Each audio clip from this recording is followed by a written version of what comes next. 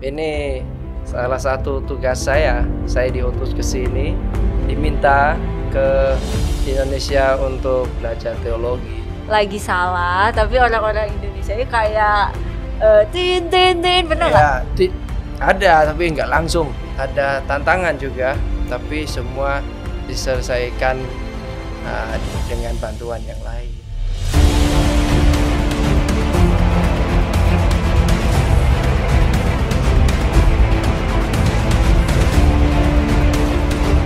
Halo Brother Tang, apa kabar nih?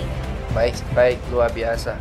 Luar biasa. Oke, hari ini kita mau ngomongin seputar panggilan gitu. Oh ya, boleh. Oke. Boleh. Sebelumnya boleh tahu nggak nih, Frater nama lengkapnya Frater siapa? Nama lengkap saya itu Frater Johannes van Kwak Thang dari kongregasi Imam-Imam Hati Kudus Yesus. Oh.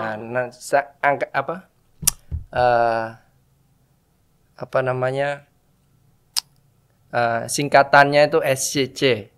SCY. Oh ya, SCY. Oke, SCY. Oh iya. Kemudian nih Frater asalnya dari mana sih? Kok kayaknya logatnya tuh agak beda gitu. Kok kelihatan ya? Kelihatan banget soalnya. Kalau aku kan Oh, kayak Indonesianya kayaknya agak lancar gitu. Oh, iya. Ini kayaknya Frater beda. Frater dari mana kah? Saya asli dari Vietnam. Vietnam. Ya. Oh, sudah berapa lama nih Frater di Indonesia? Saya kalau sampai tanggal 28 Desember depan baru 2 tahun. 2 tahun. Oh, berarti kesininya kemarin 2 tahun yang lalu di tanggal 28. Iya. Oke. Tadi kan Frater bilang dari konflik SCY ya.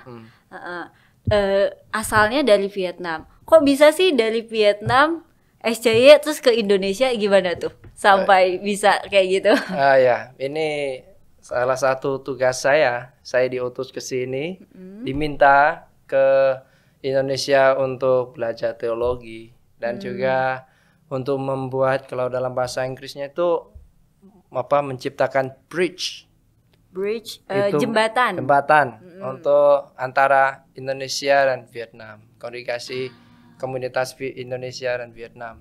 Oh, oke. Berarti SCY ini ada di Vietnam ya komunitasnya? Ada. Tapi masih muda kami. Ya, Indonesia itu SCY di Indonesia itu sudah hampir 100 tahun. Kami kira-kira 20 tahun. Jadi masih muda gitu komunitas di sana. Dan juga ini kemauan kongregasi untuk buat relasi internasional. Jadi saya dan teman saya diutus ke Indonesia. Untuk dengan alasan seperti itu. Oh, oke. Jadi bisa sampai ke Indonesia ini berkat tugas perutusan ya, kalau bisa dibilang. Oke. Nah, Frater, tadi kan sampai katanya tanggal 28 Desember ya, hampir 2 tahun lalu. Awal-awal ke Indonesia itu gimana nih, Ter? Apakah ada kesulitan atau gimana? Oh ya, cukup menarik itu. Dan bisa menulis buku juga. Oh ya? Mungkin ceritanya panjang banget ya. Oh ya, saya singkatan saja beberapa yang menurut saya menarik ya.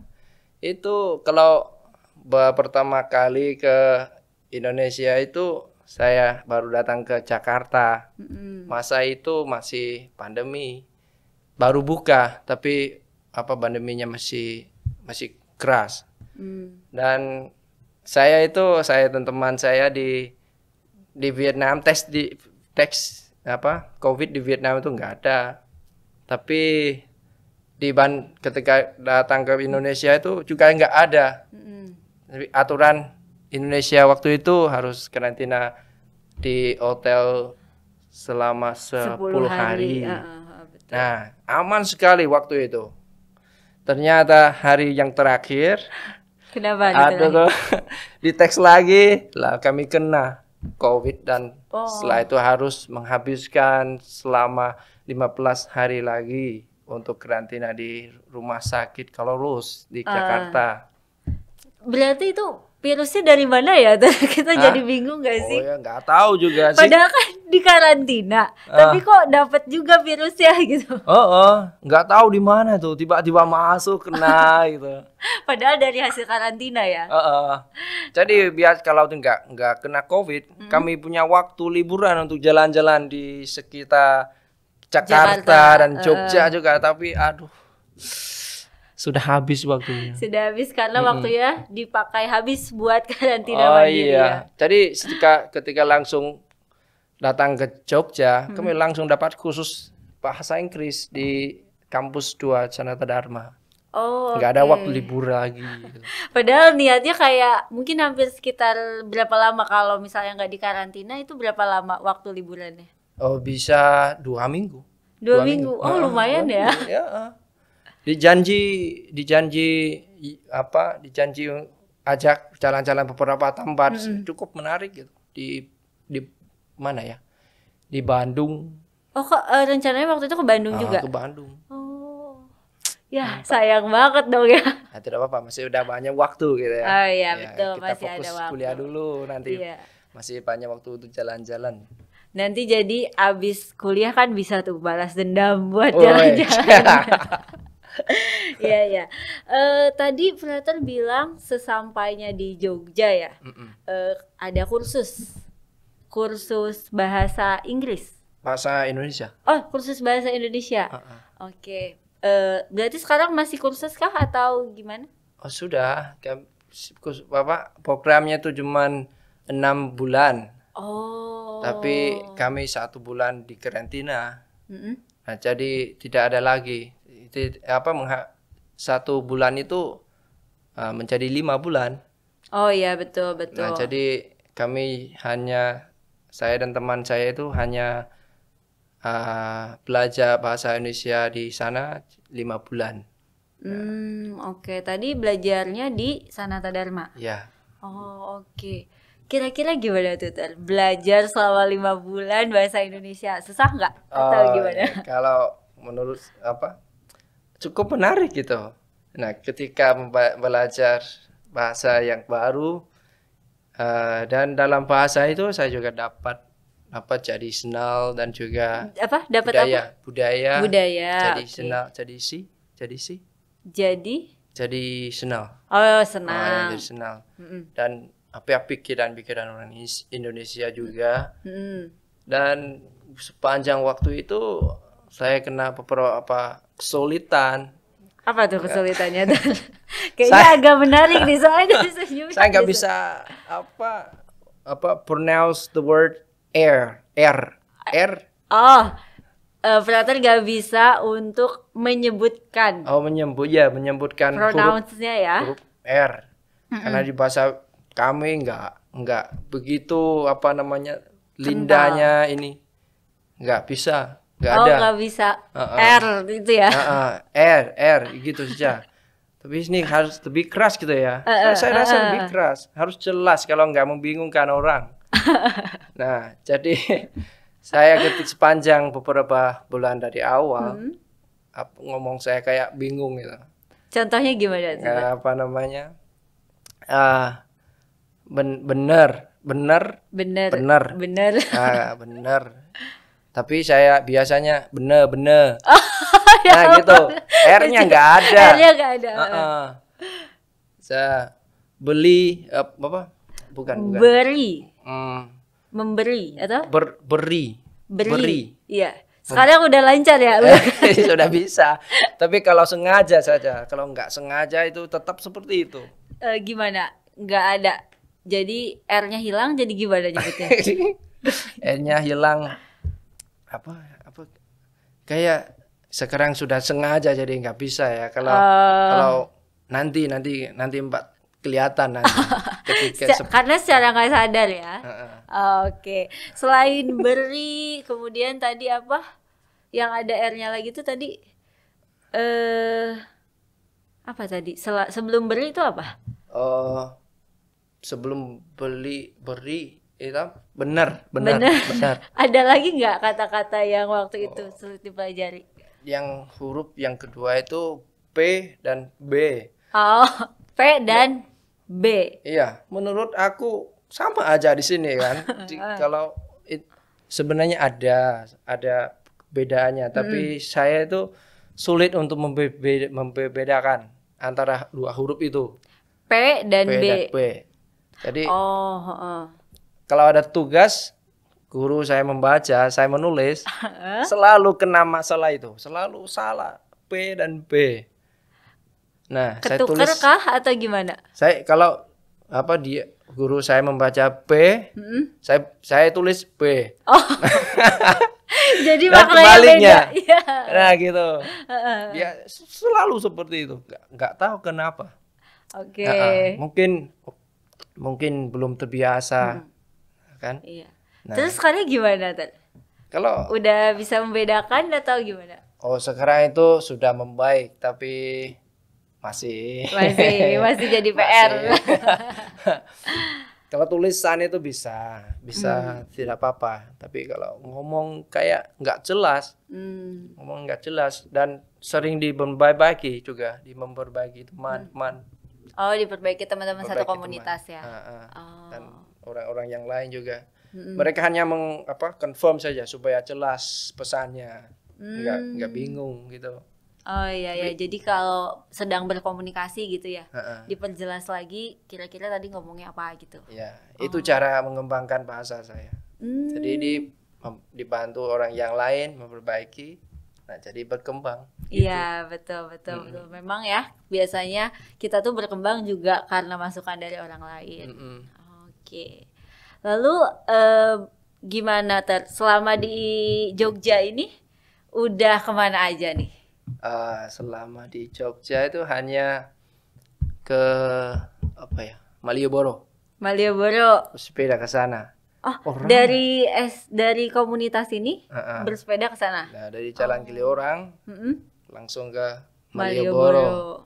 30 menit naik sepeda. Sama siapa waktu itu? Biasanya sama dengan frater yang lain dalam komunitas dan juga kadang-kadang bersama teman di luar. Tapi cukup menarik gitu. Di sana ramai banget. Ramai banget. Dan bisa lihat pakaian tradisional Indonesia, baju batik, topi batik, topi orang Jawa. Saya juga dapat beberapa. Oh, udah beli? Iya. Oh, iya dong, ke Malioboro tuh biasanya wajib membeli oleh-oleh. Oh iya, pasti. Yang kecil-kecil saja. Oh, oke. Nah, waktu ke Malioboro itu selain lihat-lihat, adakah aktivitas lain yang dilakukan? Ya biasanya kami jalan-jalan menikmati lingkungan hidup di sana. Dan juga mencoba beberapa makanan tradisional, yaitu makanan yang biasa ya. Seperti bakso, iya. Tapi enggak disebut bakso itu. Apa namanya? Mie bakor. Mie bakso goreng. Bukan. Oh, batagor mungkin maksudnya. Batagor yang kayak ada kepanjangannya itu. Bakso, tahu, goreng. Oh iya. Yang sambalnya sambal kacang kan? Iya, itu batagor. Batagor. Masa gaul gitu ya. Nama makanannya aja sih. Nama makanannya. Gimana rasa batagor menurut Prater? Namanya cukup menarik dan makanannya juga enak. Oke. Ya, saya suka itu dan juga sate, ya. soto. Kalau minumannya dawet. Es dawet. Es dawet. Dawet. Dawet. Oh, dawet. Iya. Karena mungkin karena pronoun karena A ya. Jadi bacanya D-A-W-E-T kan bacanya. Kalau bahasa Inggris dewet kan. Kalau bahasa Indonesia kan dawet. Iya, A-nya kuat ya, A-nya jelas. Iya, A-nya jelas. Memang di Indonesia tuh kayak penekanannya. Oh iya. Oke. Wah. Selain ke Malioboro udah kemana lagi nih, Tar? Setelah Malioboro, saya juga kunjung ke Gunung Merapi. Gunung Merapi. Oh, museum. Di sana. Saya melihat beberapa rumah yang terbakar lavanya, dan juga barang-barang yang terbakar juga, dan gambar-gambar apa namanya itu orang-orang gitu di situ yang kena banyak luka gitu, keras sekali itu. Saya di Vietnam tidak pernah mengalami hal-hal yang seperti itu, gambar bumi atau melihat apa yang lava seperti itu. Kan di Vietnam hanya storm saja. Kalau storm, kalau storm saja. Angin topan ya. Di sini saya mengalami yang baru itu gambar bumi ya. Di Jakarta itu, waktu di karantina di Jakarta itu, tempat tidur saya goyang ini. Gempa bumi itu. Iya, kecil tapi menarik sekali karena belum pernah. Oh, di Vietnam sama sekali belum pernah mengalami gempa bumi. Enggak ada gempa bumi. Jadi first time-nya di Indonesia ya ngalamin gempa bumi. Indonesia. Menarik banget. Dan di Jogja kemarin ada juga. Saya mungkin belum terbiasa dengan yang gitu. Jadi ketika tempat tidur saya goyang-goyang itu, saya hanya merasa menarik. Tapi teman saya sudah lari keluar semua gitu. Tapi Prater ngapain? Saya masih di kamar. Yang lain sudah lari keluar. Iya. Waduh. Itu karena lucu. Kalau dibayangin kayaknya iya lucu banget. Kayak orang udah panik Prater masih di situ. Iya. Nanti mereka kok Prater berani sekali ya, nggak takut ya. Oh ya sebenarnya takut, tapi belum terbiasa. Belum terbiasa. Oh iya. Ngomongin di Vietnam kan tadi musik kayak semacam storm, terus kayak kalau di sini kan kayak udah ada gempa bumi dan lain-lain. Di sana kira-kira ada nggak yang kayak membedakan atau ketika Prater datang ke Indonesia nih kayak ternyata beda banget apanya gitu. Oh ya, ini ceritanya satu hal yang menarik ini.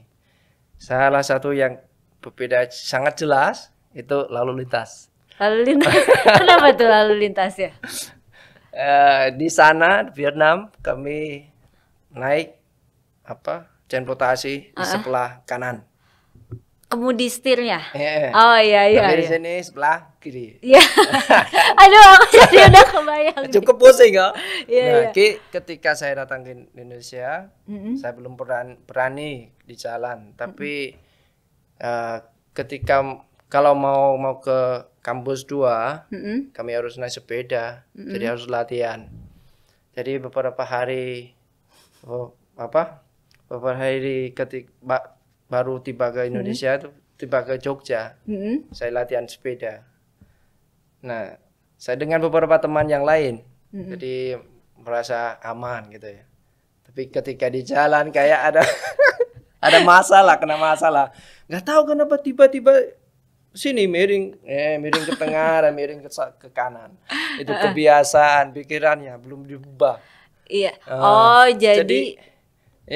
Jadi ketika saya ke kanan, saya jalan, saya rasa biasa saja. Oh, karena kan mindsetnya memang di kanan. Nggak merasa salah gitu. Jadi mengganggu yang lain. Yang di depan saya juga ragu-ragu, yang di belakang juga ragu-ragu. Dan mobil kadang-kadang, mungkin saya kira orang Indonesia itu sabar sekali gitu dengan tindakan saya seperti itu, keras. Mereka nunggu lama gitu. Pelan-pelan di belakang saya naik sepeda, naik sepeda nggak bisa cepat, mobilnya juga pelan-pelan nunggu saya balik kali lagi supaya mereka bisa lurus lanjut. Tapi saya tetap seperti itu karena pikirannya, mindsetnya seperti itu kan. Lalu dia bin gitu. Tapi pernah nggak nemuin kayak di klakson kayak gitu? Di klakson apa itu? Klakson tuh itu tin itu. Iya. Nah maksudnya ada nggak momen ketika Prater lagi salah tapi orang-orang Indonesia ini kayak tin pernah nggak? Ada tapi nggak langsung. Oh nggak langsung. Iya nggak langsung. nunggu sebentar. Kalau saya tetap syuting mereka kasih tahu seperti itu. Nah jadi saya balik, saya melihat, apa salahnya tuh? Apa salahnya? Kayak gak ngerasa salah ya karena kan mindset tadi. Ya setelah itu dijelaskan para frater ya kamu, nah di sini sebelah kiri. Nah jadi pelan-pelan saya adaptasi.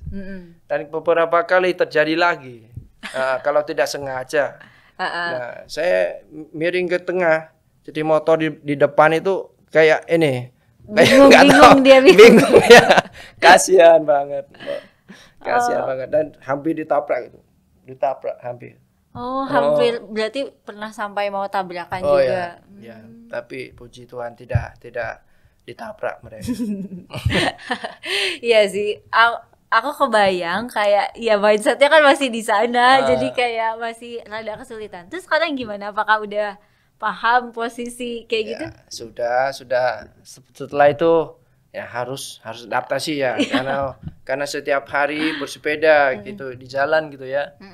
Jadi pelan-pelan ya saya harus membaca lalu lintas di internet bagaimana caranya.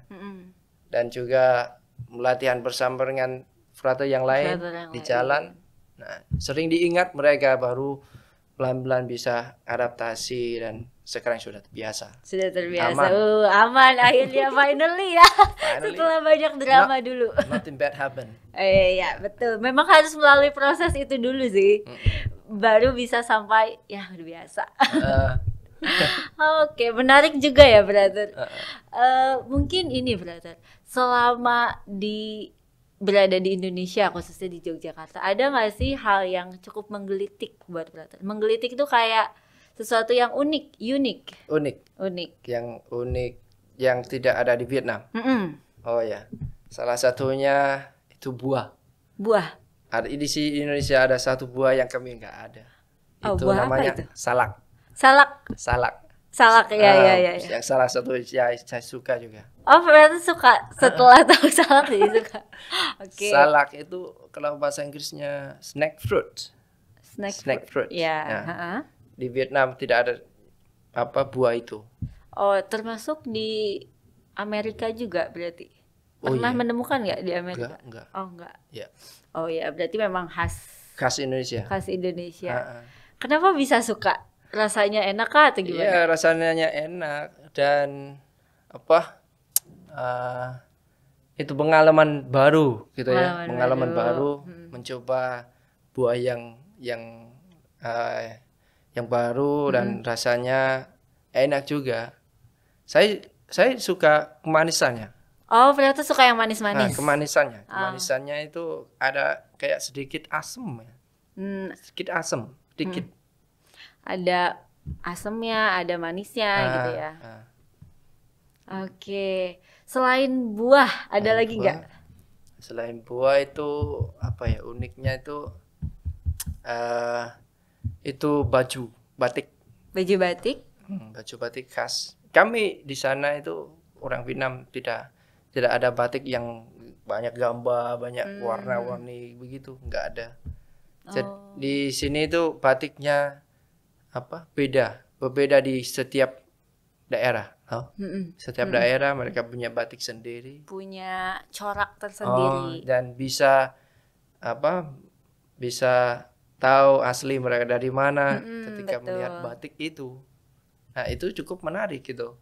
Dan saya juga mau nanti kalau ada waktu saya juga mau belajar tentang batik. Batik apa bedanya antara batik daerah ini dan daerah yang lain? Apa gambarnya khasnya gitu.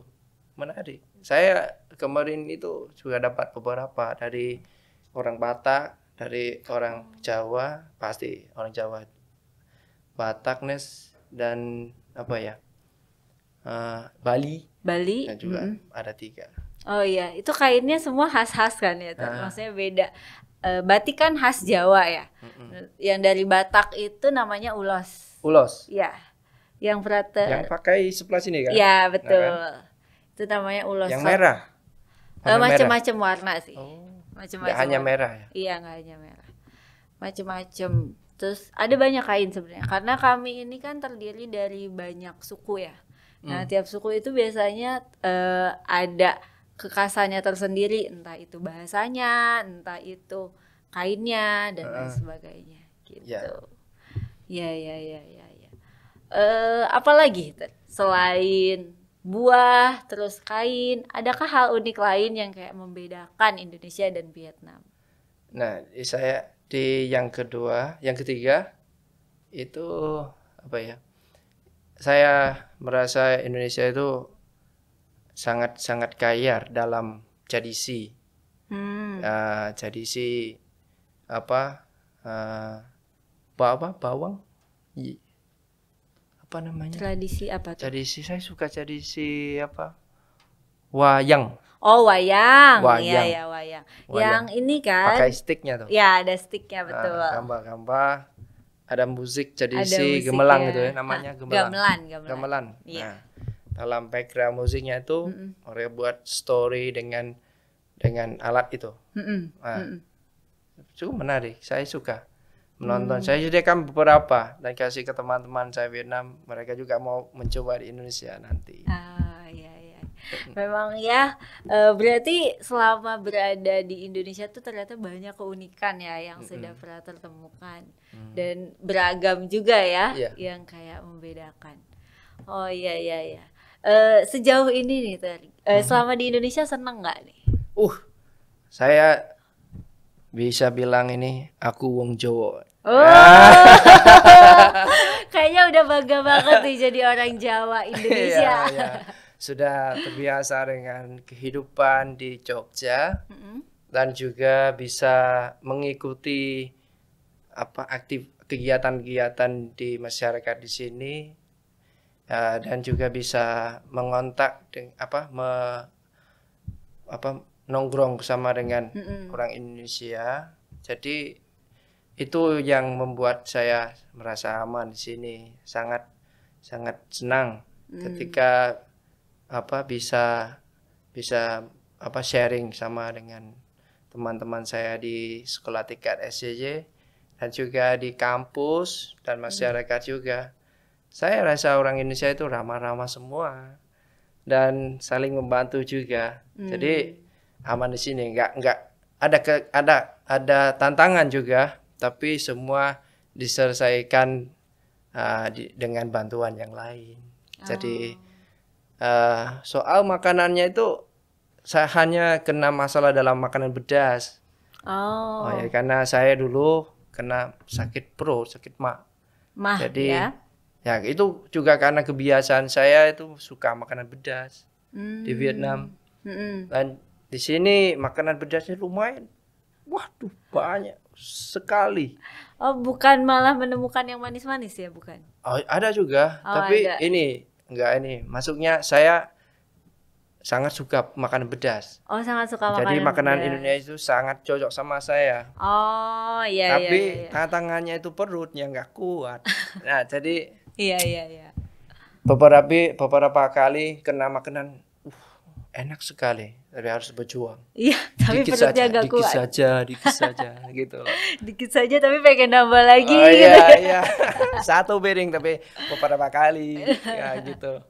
Biasanya makanan pedas apa tuh yang dimakan? Apa namanya? Telur tapi merah-merah itu. Di bumbu balado biasanya. Dipakai cabai kan? Cabai, tomat, bawang putih. Nah, gitu. Iya, biasanya di bumbu balado. Iya. Iya. Telur rebus lalu dimasak sama dengan bumbu itu. Iya. Enak sekali. Dan juga lele goreng. Lele goreng, iya. Pakai sambal. Coel sambal. Nah. Apalagi lelenya pas lagi baru mateng terus kayak masih anget. Itu enak banget. Gitu. Iya. Susah dilupakan itu. Susah dilupakan. Berarti seenak itu ya, Dad? Dan juga ayam geprek yang cabenya banyak. Ya. Itu biasanya makanan pedas sini. Menurut saya itu enak. Makanan Thailand juga pedas, Korea juga pedas. Tapi ini enak juga di Indonesia. Ada rasaan khas juga. Iya.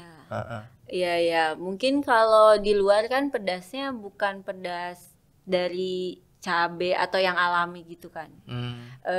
Maksudnya kayak sambal Korea tuh yang aku tahu tuh kayak sambal gochujang. Itu kan kayak itu pedes banget tapi bukan dari Alam. ya. Kalau kita kan di sini kayak alami, mungkin itu ya yang jadi Ya, kekhasannya karena ya. dibuat dari bahannya langsung. Ya, gitu. saya nggak tahu bagaimana mereka buat begitu enak gitu. Ya, tapi ketika dalam lindahnya itu susah melupakan rasanya. Seenak itu ya berarti. Iya. Jadi kalau bisa makan, berarti bisa hidup. Iya. Nah, kan? Dan bisa nyaman Bisa kan nyaman. dengan semuanya. Bisa nyaman. Kayaknya kerasan tuh apa ya? Kerasan tuh dalam bahasa Jawa. Kerasan itu bahasa Jawa. Kerasan itu artinya tuh kayak semacam betah.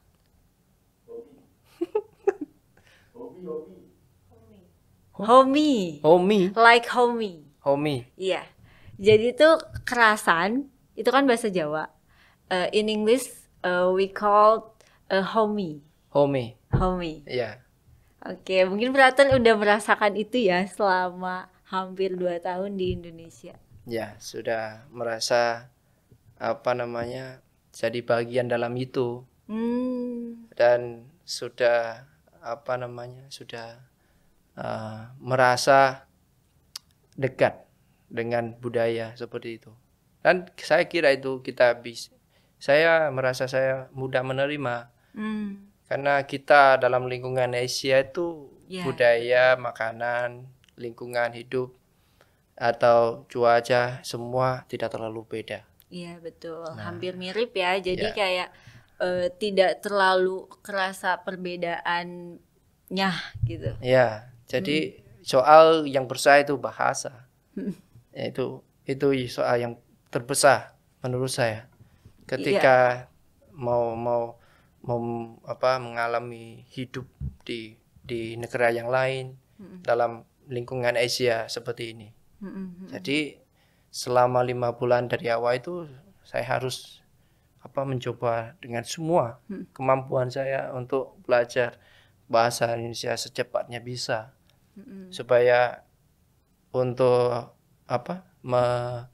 mengontrak dengan yang lain dan juga bisa. Karena setelah itu saya langsung kuliah ya, di FTW ini. Jadi akan kena bahasa ilmiah juga. Nah, jadi harus belajar keras itu bahasanya. Dan ternyata tidak hanya sangat manfaat untuk saya, karena tidak hanya untuk kuliah dan juga untuk saya berrelasi dengan yang lain. Iya, betul. Jadi komunikasinya semakin lancar ya kalau sudah menguasai bahasa. Nah, kalau bisa komunikasi, bisa mengadaptasi dan yang lainnya. Iya. Bisa menikmati hidupnya juga. Oke. Wah, Prater keren banget sih. Sudah melalui banyak proses ya ini. Dari pertama pasti adaptasi itu nggak mudah. Tadi juga Prater menyampaikan ada kesulitan di bahasa, tapi memang harus berusaha keras dan akhirnya bisa selancar ini ngomongnya. Iya. Kemudian aku tuh masih penasaran. Tadi tuh lupa menanyakan, kenapa sih milihnya Konflik SCY?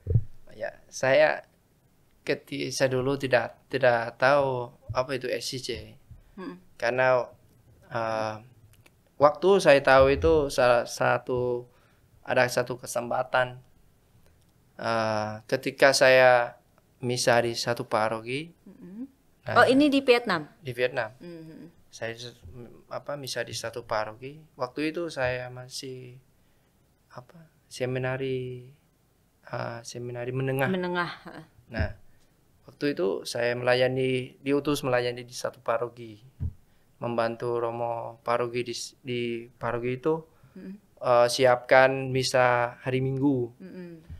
Dan satu romo SCJ, dia romo muda. Dia bersama dengan beberapa frater yang lain mereka bertugas di lingkungan itu, nggak tahu kerja apa mereka di sana. Tapi mereka datang dan meminta melayani ekristi pada jam misa itu. Misa hari Minggu itu. Ya, misa itu waktunya sore. Dan saya sebenarnya sudah ikut misa tadi pagi. Jadi nggak usah ikut lagi. Tapi ketika mendengar Romo itu, dia ngomong sama dengan Romo paroki. Nah, saya merasa menarik sekali. Nah, jadi saya ikut misa itu juga. Lalu saya mendengarkan khotbah dan ada yang touching itu bahasa Inggrisnya. I feel touch. Nah, I feel touch. Dan setelah itu saya minta waktu untuk bertemu sendiri sama dengan beliau. Pastor yang ngasih homili tadi. Yang SCJ itu, yang Romo SCJ, pendatang itu. Nah, setelah itu saya ngomong selama 15 menit sama beliau. Lalu pikirannya saya diterangkan. Dia jelaskan tentang panggilan saya. Ketika saya cerita itu, dia bilang, oh, panggilanmu bukan yang kamu memilih apa yang cocok untukmu. Tapi itulah harapan Tuhan. Nah, kamu ikut saja. Kalau kamu mau merasa mau cobalah. Nah gitu. Jadi saya waktu itu sangat touching sama dia. Jadi setelah selesai tugas di paroki itu, saya memutuskan untuk mencoba panggilan di SCJ.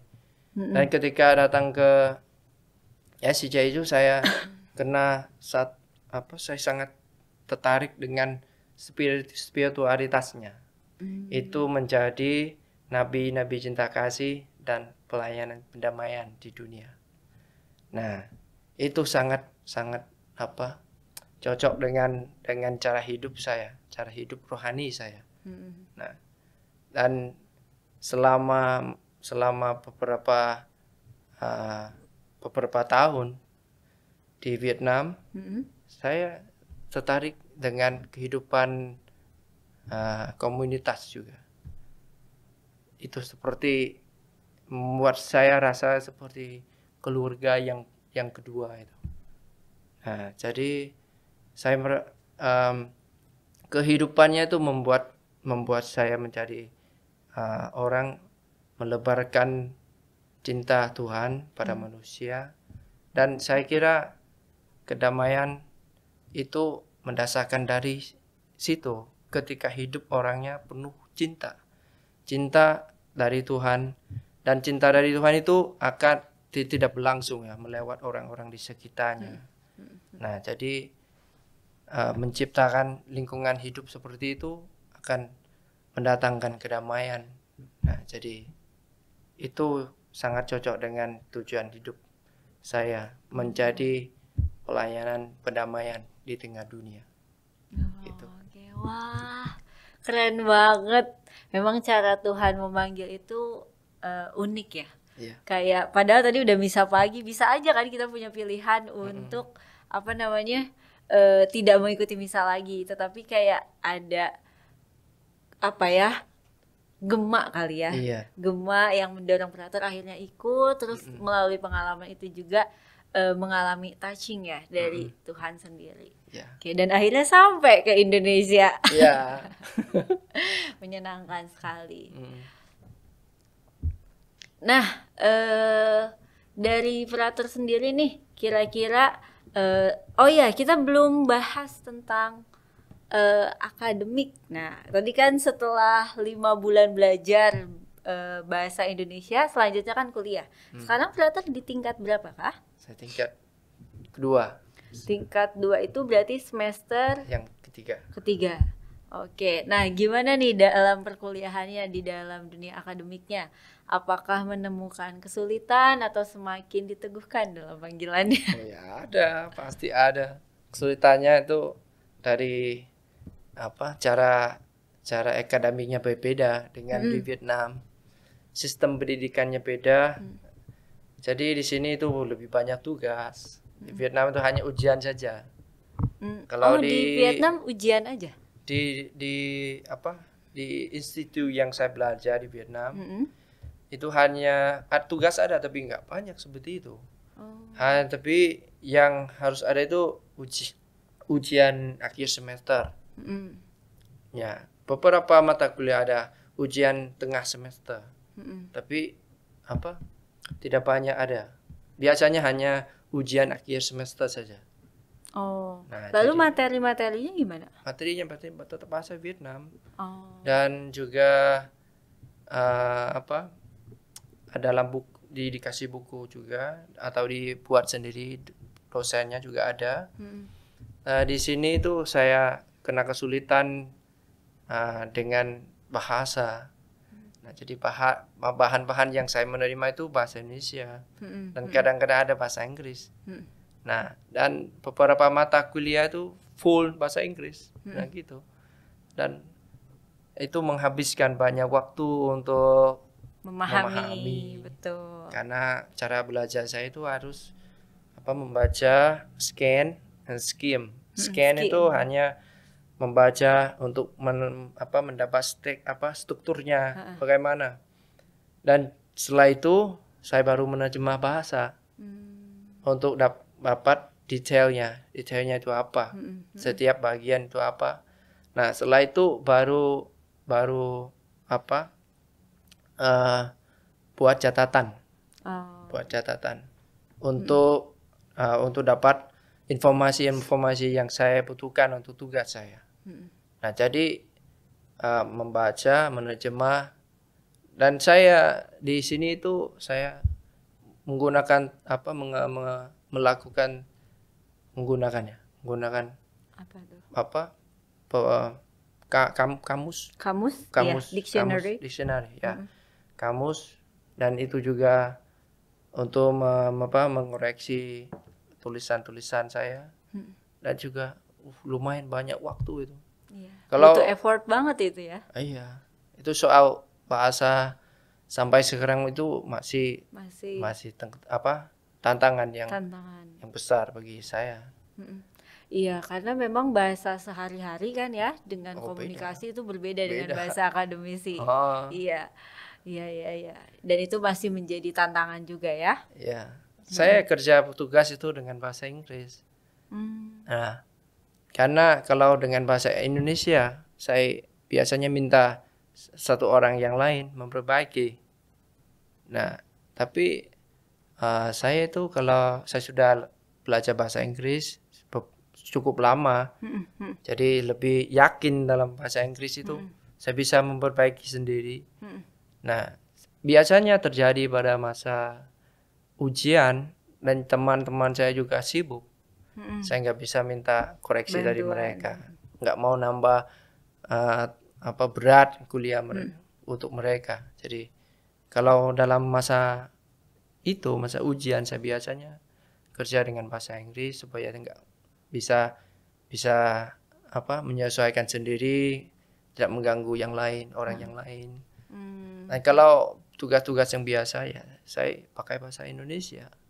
Yang masih bisa maksudnya masih kita bisa kerjakan dengan baik gitu ya. Ya.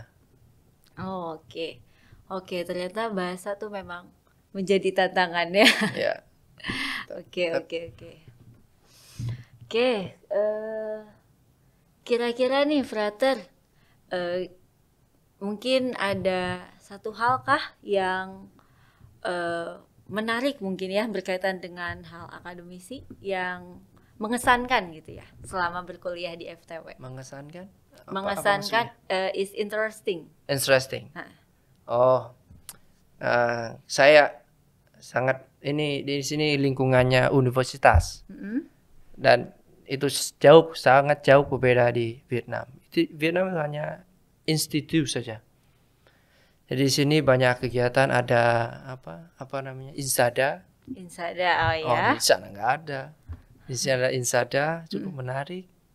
Dan Natalis kemarin Dies Natalis. Dan juga ada lomba-lomba. Hmm. Itu saya merasa itu sangat sangat profesional. Cara mengadakan Mahasiswa. sistem pendidikan seperti itu.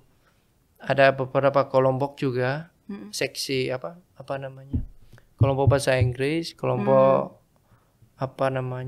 antara agama-agama itu namanya apa? Berrelasi dengan agama yang lain. Simje. Simje. Oh, Simje ya, Simje. Oh ya, itu mungkin semacam ini ya, kelompok untuk berdiskusi dengan agama lain. Ada kelompok spesifik. Jadi mahasiswa bisa mendaftar apa yang mereka suka untuk mengembang dimensi itu. Dan saya sangat suka yang seperti itu. Saya punya lingkungan perkembangan sendiri dengan dimensi yang saya suka gitu. Oke. Berarti nih kalau boleh aku simpulkan berarti banyak banget ya hal yang membantu Frater selama di Indonesia itu mengembangkan diri ya.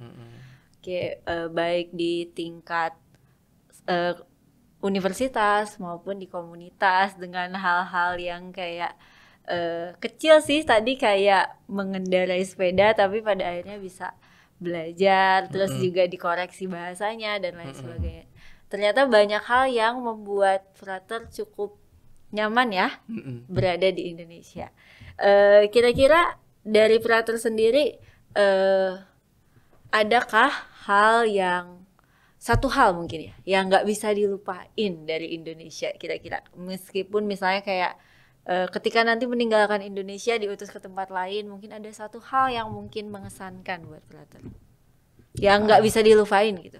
Oh gitu. Yeah, you never forget about it gitu. Yang saya akan tidak lupa itu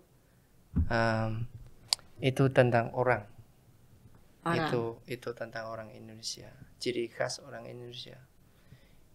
Saya tidak tahu kenapa, tapi di sini saya bisa minta bantuan dari semua orang, termasuk yang saya belum kenal. Nah, di jalan gitu ya, saya bersepeda di jalan dan ketemu orang sedang kerja di depan rumahnya. Dari awal itu saya melihat mereka salam sama saya. Tapi di Vietnam itu kalau kenal bisa seperti itu, tapi kalau belum kenal masing-masing gitu ya. Iya. Akan tidak terjadi seperti itu, tapi di sini mereka nggak tahu saya tapi masih salam. Nah, jadi saya pelan-pelan juga ikut kebiasaan itu, dan sambil di jalan ketemu orang di jalan salam pagi sore gitu ya. Itu buat saya rasa sangat humanism gitu, sangat dekat dengan orang yang lain, dan merasa sangat spiritualitasnya itu sangat besar. Nah, dan juga saya sangat menghargai kebiasaan itu di Indonesia. Dulu Vietnam juga ada, tapi hanya di desa. Di desa kebiasaannya itu masih ada, salam untuk satu sama lain. Tapi di kota itu sudah hilang masing-masing hidupnya. Tapi di Jogja ini saya sangat kemarin tuh saya kaget tuh masih ada kebiasaan seperti itu. Salam untuk orang yang lain walaupun tidak tahu. Nah, itu salah satu cara untuk merawat orang yang lain juga, dan cara melindungi, dan mungkin oleh karena itu saya rasa hubungan antara orang-orang Indonesia itu kuat. Nah, dan saling membantu juga. Jadi menurut saya sebagai orang asing di Indonesia itu saya saya rasa sangat sangat senang, sangat aman karena di sini apa yang saya lakukan itu tidak saya sendiri, selalu ada bantuan dari yang lain. Nah, dan teman-teman saya itu mereka selalu siap untuk membantu gitu loh. Jadi soal kuliah saya atau soal hidup di biara atau di masyarakat itu nggak ada yang harus khawatir. Nah, gitu. Oke, kalau boleh aku simpulkan berarti orang Indonesia tuh ramah-ramah ya, ramah-ramah, kemudian juga persaudaraannya juga erat ya satu sama lain, kemudian juga saling menolong dan lain sebagainya. Wah, aku sebagai orang Indonesia sangat-sangat bangga nih, orang asing sendiri yang memberikan testimoni. Ternyata itu langsung dialami ya. Dan satu hal lagi itu apa? Di sini aman sekali hidupnya, nggak takut hilang barang. Sepeda saya itu di jalan-jalan nggak usah kunci, nggak usah kunci, tidak dicuri. Dan apa mungkin ada tapi tidak sering terjadi di Jogja gitu ya. Itu keamanan di sini sangat bagus menurut saya. Di masyarakat. Jadi mungkin pemerintahnya kerja sangat bagus dalam soal ini, menjaga masyarakat dan buat rasa aman gitu, nyaman juga di masyarakat itu. Oke, berarti nih Frater rasa aman, nyaman itu nggak hanya dialamin di ini ya, di komunitas, tetapi keluar dari komunitas pun berjumpa dengan masyarakat bisa tetap menemukan rasa aman ya di dalam berbagai aspek. Oke, kalau gitu kita tepuk tangan dulu deh buat kita. Keren banget ternyata testimoni langsung loh dari orang luar negeri.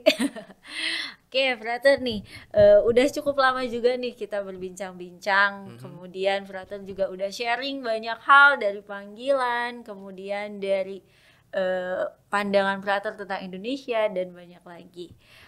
Mungkin Frater boleh memberikan satu kesan. Iya. Kesan kepada terhadap Indonesia kali ya. Mungkin yang lain kan tadi banyak memang kesan-kesannya. Mungkin kayak semacam kalimat yang mendeskripsikan Indonesia itu seperti apa?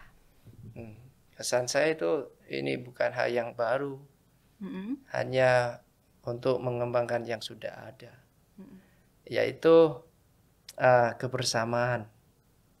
Yang saya rasa di Indonesia itu sudah bagus. Kebersamaan itu dapat dalam arti menyatukan. Itu saya dapat dari Pancasila. Pancasila Indonesia. Ketika saya belajar Pancasila Indonesia itu persatuan itu tidak dalam masyarakat maupun juga antara yang berbeda. Nah, jadi yang berbeda itu tidak merusakkan negara, tapi untuk mengkaryakan negara. Dan juga saya merasa Indonesia salah satu negara yang kaya sekali dalam budaya, bahasa. Lebih dari 300 bahasa loh. Kan? Dan sukunya juga banyak. Dan agamanya dan dan banyak hal gitu seperti yang beda.